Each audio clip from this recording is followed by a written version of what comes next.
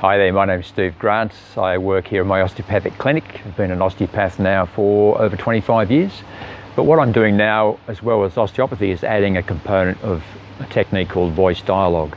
Now, in the previous video, we talked about and summarized what this voice called the inner critic is all about. So we gave a brief introduction to its power and its journey and where it's taking us.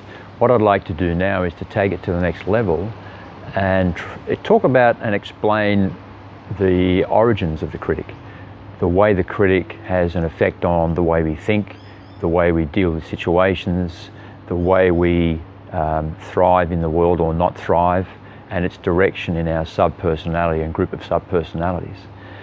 So the critic is probably one of the most important subpersonalities to identify and to look at, because the critic develops very early in life in our development of our subconscious mind. It's there for a reason. It's there to protect our vulnerability. So it's there to criticize us before someone else criticizes us. So it's there 24/7. It doesn't shut up. It's always there. Nighttime, daytime, holidays. You can go away. You can be at a party. You can be with friends. The critic's always there.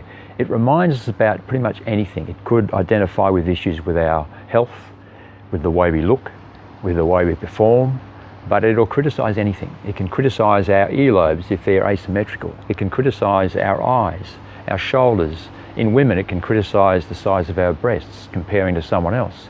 It can criticize the size of our body, our physique, our mentality.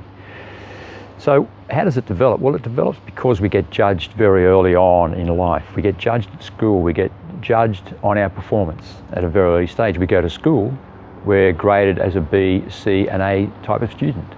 We're judged on our performance in the sporting field. We might not be as fast as little Johnny or Sarah or whoever, and we're not a good swimmer, we can't play football.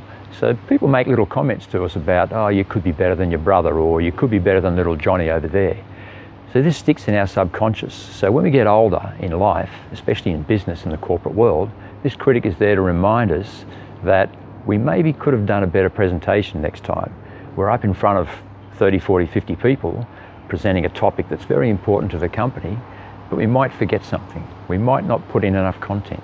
Someone makes a comment at the end, oh, that wasn't a bad talk, but there's always a but to it. Maybe it could have been longer. Maybe you should have said this. We go away from that talk thinking we've done a bad job. Next time we do a job, a presentation, or we have to travel, talk to a big group, we think about that negativity, and this comes up again and again. So it's a sabotage pattern. So that's why it's very powerful. It can affect our relationships. It can affect our ability to relate to male or female, what we say, what we think, how we look.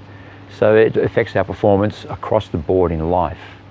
So by doing voice dialogue and looking at this inner critic and separating it from this voice, we start to develop this awareness of its power, also working with the high achiever, the pusher, and control.